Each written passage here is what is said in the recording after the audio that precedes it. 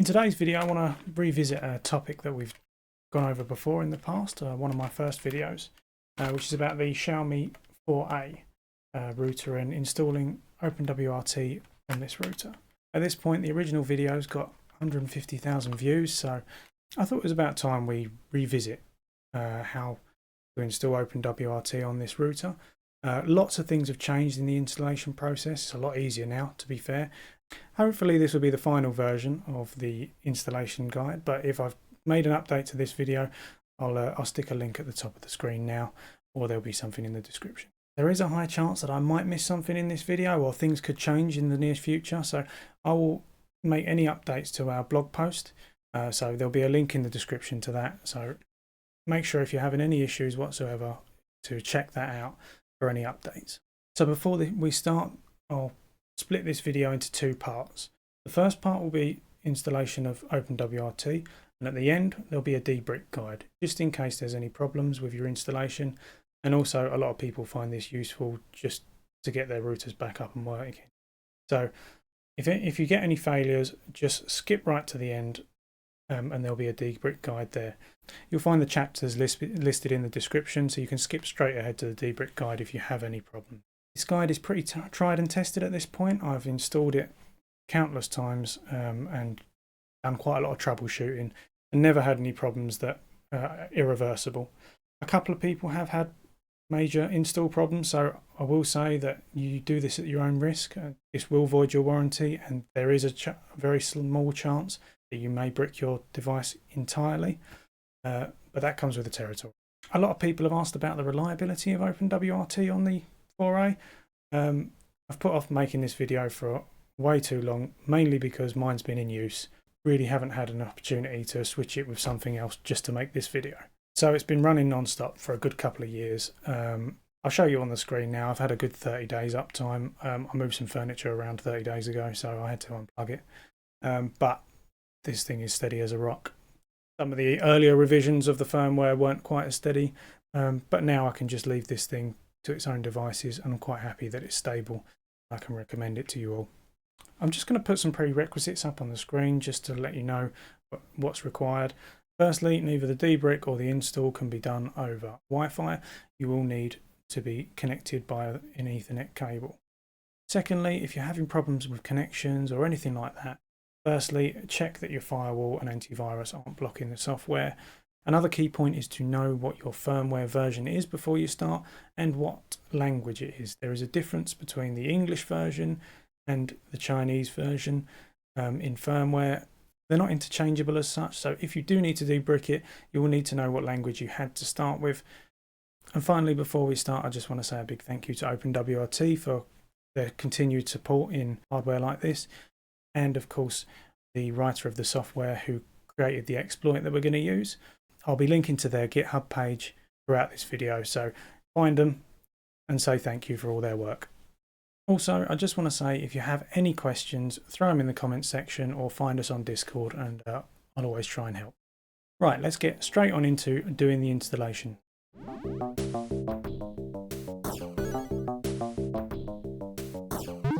First thing to notice is that there are compatibility issues when running on Windows.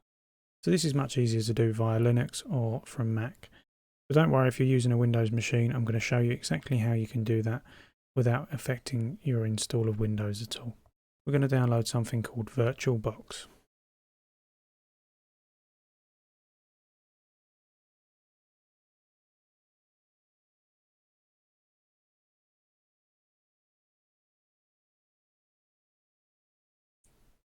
And I'll put a link to this in the video description.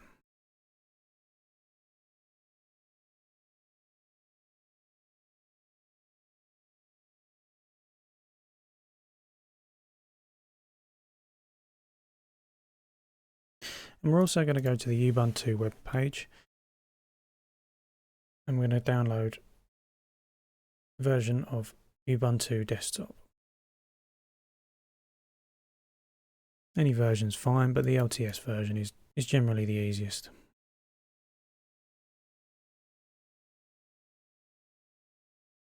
That'll take a little while to download, unfortunately, but we can start installing VirtualBox.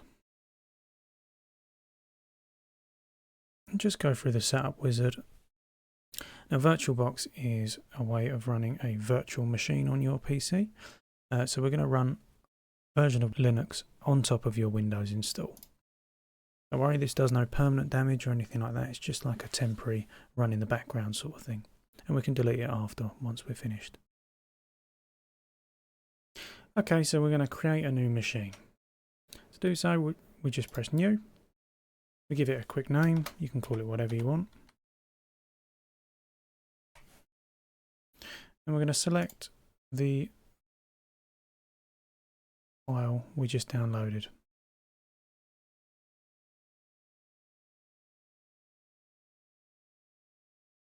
And then we'll just press next.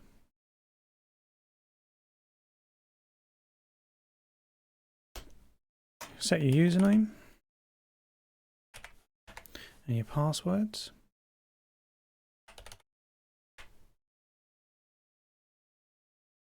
I like to select install guest editions. It just makes it a little bit easier to use. So my computer's got 16 gigs of RAM, so I can probably give up a good 9 gigs to this VM, and I'd give it half of my CPU cores. Just make sure you keep it within the green.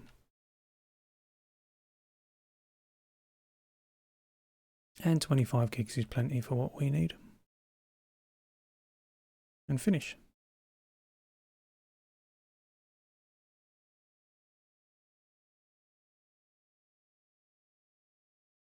There we go. We're now running a machine inside our machine. Very Inception.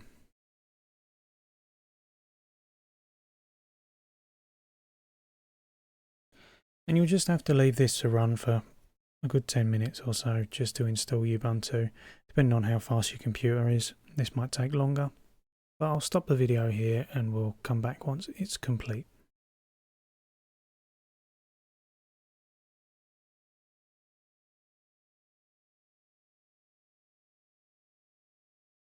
Now that it's finished installing, I just need to log in with the password I set.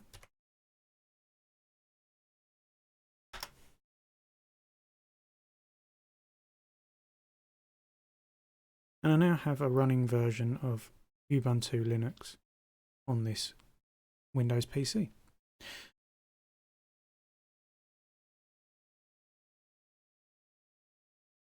Maximize this screen.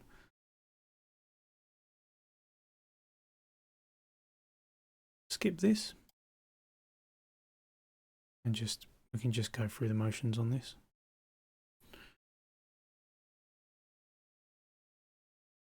So now that we're in Ubuntu, let's open up the browser.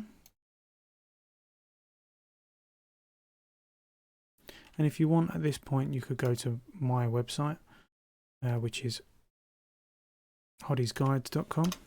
From here, you'll be able to copy and paste all the terminal entries that I type as we go through. That's easier, or you can type them in yourself, but we will need this browser open in a minute. Next, click on Applications and select Terminal. If it's not visible, you can just type in Terminal up here and it will show it. And we can just go through and start typing in some of these commands. Okay, to start with, we just need to log in as root. So to start with, we'll just type SU. And this is the password you set earlier. Now we're just going to follow through some commands.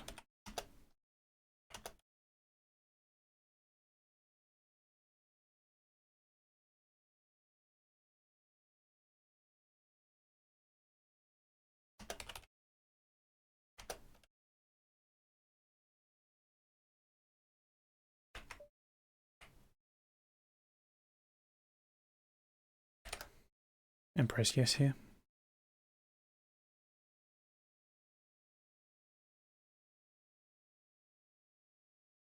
Give this a few minutes to just do all the updates. The upgrade's finished. We're just going to install some software.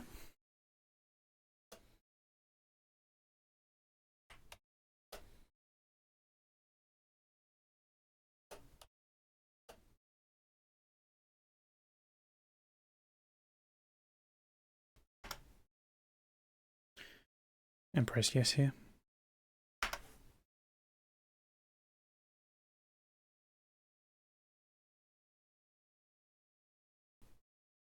Now we're going to use Git to download the latest version of OpenWrt Invasion. So we type git clone and then we copy the code from here.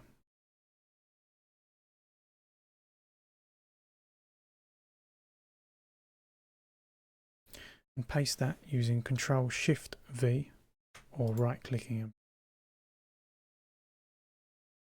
and hit enter.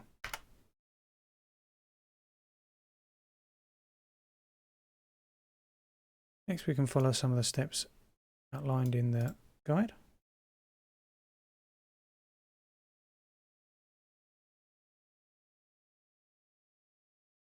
Copy.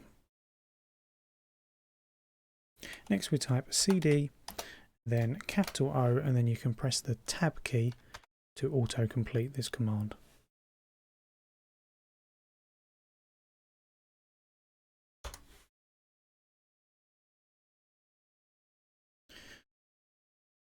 And secondly, we run the second command.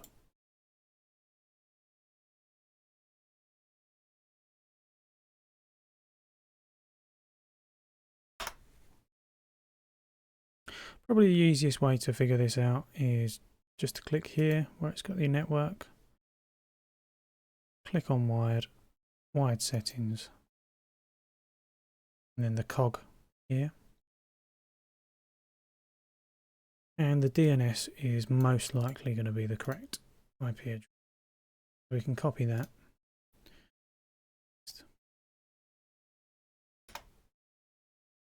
The default admin password is password unless you've changed it.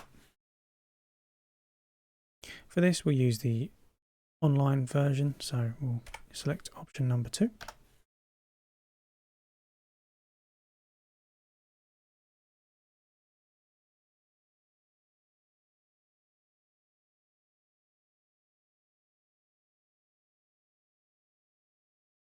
Now you can see that the tool has completed.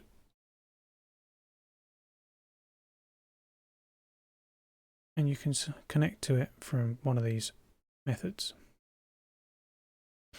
So now that the exploit is complete, there's a few different ways we can connect. And the first one we're going to do is we're going to connect via FTP using CyberDuck. CyberDuck is a Windows software.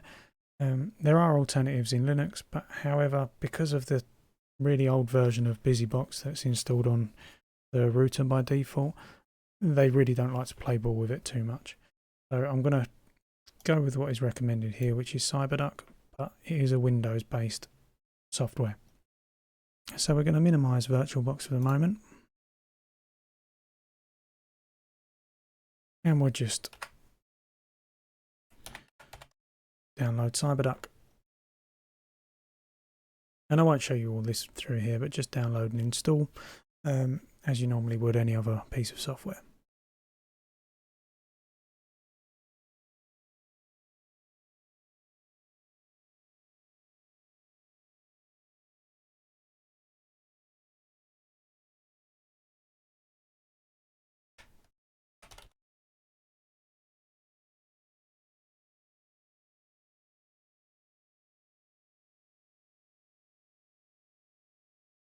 Then we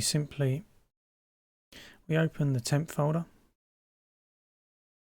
and then go to the OpenWrt official web page.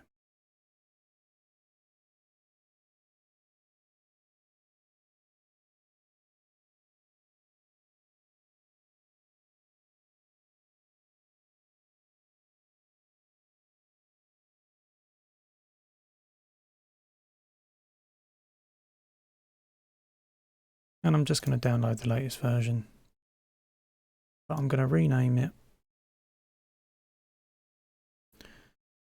openwrt.bin when I save it. Or you can rename it once it's downloaded, depending on how your browser works.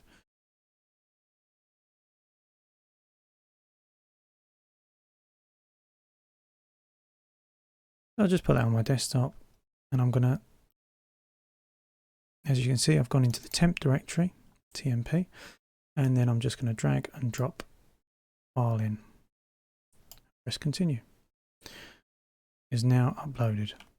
We can move back away from Windows now, just to hopefully not to confuse. I can close CyberDuck and we can reopen Ubuntu. Now we're going to open a new terminal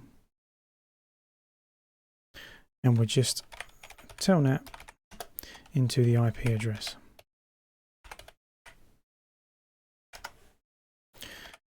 Username and password are root. Now we're going to cd, which takes us to the directory of TMP, or temp for short. And if we press ls, that's going to list everything that's in that folder, and you can see we have the OpenWrt.bin file here we've just moved over. Now we use the following command to install the new firmware that we can copy from the page.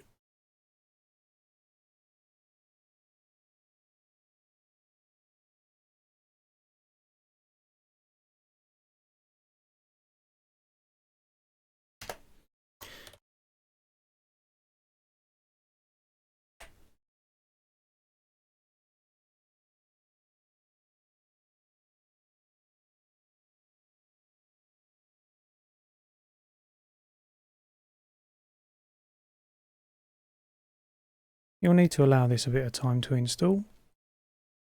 If you download the latest version like I have, it will come with the web interface, Lucy, installed on it. But if you follow the commands directly on the OpenWrt invasion site, the version will not have the web interface, so you'll have nothing to log into afterwards.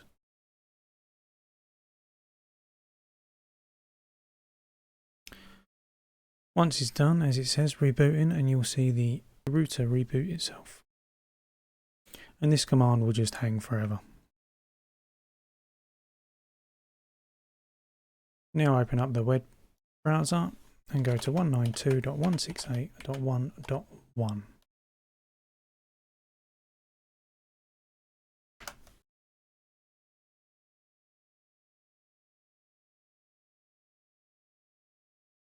And you can ignore this by pressing advanced and then accept the risk.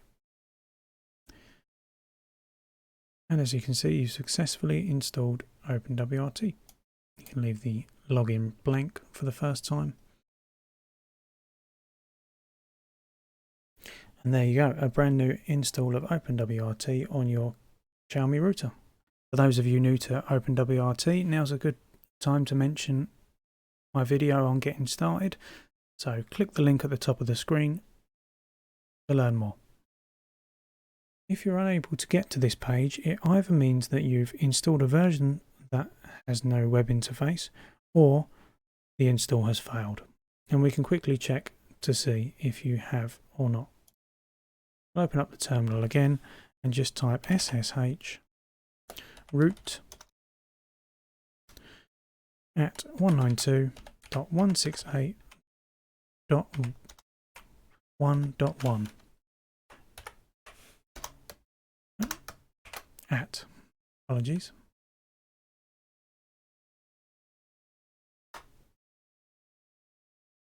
If you get to this page as is, then OpenWrt is installed, and you may need to install the web interface. You can just Google on how to do that. If you get a connection error, then you may have soft bricked the device. If so, you can follow the debricking guide that's coming up in the next part of the video, and then you can try again. That will probably mean that the file either got corrupted when you downloaded it, or you have the wrong type of firmware for your device. So if there's been any problem or the firmware you've tried to install hasn't worked, you can always debrick. The debrick guide is based on Xiaomi's official version, but I just host all the tools here because they're easier to get to. The Xiaomi site can be quite difficult to get to if you're not in China. So I try and keep a copy of all the firmwares here on my site. I'll put a link in the description that goes to the debrick tools. On this site I try and keep as many tools as I can, so there's plenty of different versions here, and they've got all the checksums available in case you get it corrupted while you're downloading. So for me, I have a Chinese version of the 4A, so I'm going to download that version now. Okay, after downloading the tool, simply just extract it to your desktop. That's probably the easiest way. And inside you're going to find the software. This is the software tool. It's an open source tool. If you want to download your own, you can. And this is the firmware for the router. It has to be named test.bin. Now, before we open up the tool, we're going to set ourselves a static IP address. To do so, we're simply just going to press start at the bottom of the screen and then go network. Start typing in network and network status should come up. If not, you might have to type the whole word. I'm then going to scroll down to change adapter options and a new window will appear. You may have more than one, but we're interested in your Ethernet port. Ignore that mine says Ethernet 2, yours might say 1. We're going to right click on it and then go down to properties. From here, we're going to click on the Internet Protocol version 4. We click properties and then instead of obtaining an IP address automatically, we're going to tell it which one we want to use. We're now going to type in 192.168.1.2. Then just click in the subnet box and it should automatically populate. Everything else can be left blank, but just make sure to click Validate Settings upon exit. Then OK. Then Close. This should now bring up this diagnostic. Press Cancel. That's just Windows trying to help you because your internet's gone. We can close these windows now and go back and open the tool.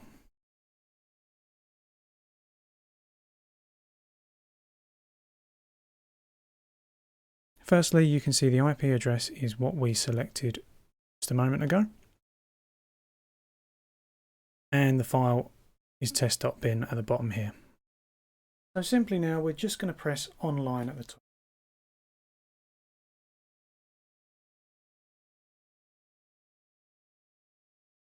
The software is now waiting for the router to connect. The router will only connect when it's in safety mode. To get it into safety mode, we need to first of all turn the power off to the router by pulling the cable out the rear.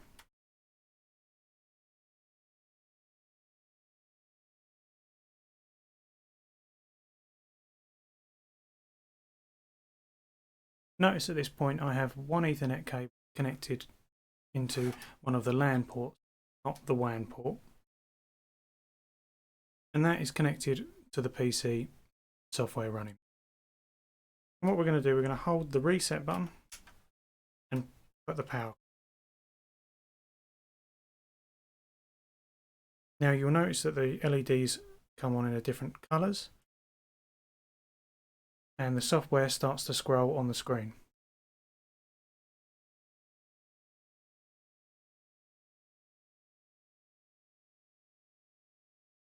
I'll continue to hold this for a few more seconds. Release.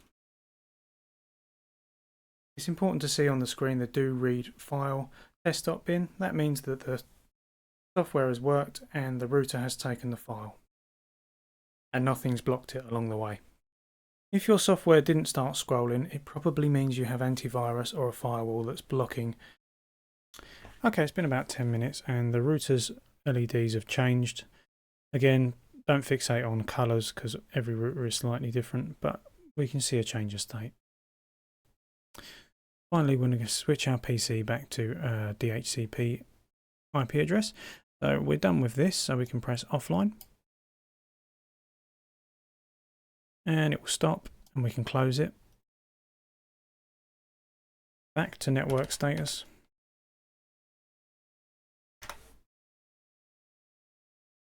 We'll go back to change adapter options. Right click, properties, version 4, properties, and then we'll go back to obtain IP address automatically. We'll also set DNS to automatic as well. Okay, and close. After a few seconds that should reset itself and we can just close this window. For the 4A, the default IP address is 192.168.31.1, and hopefully all's gone well, we'll be able to get to the stock firmware from here.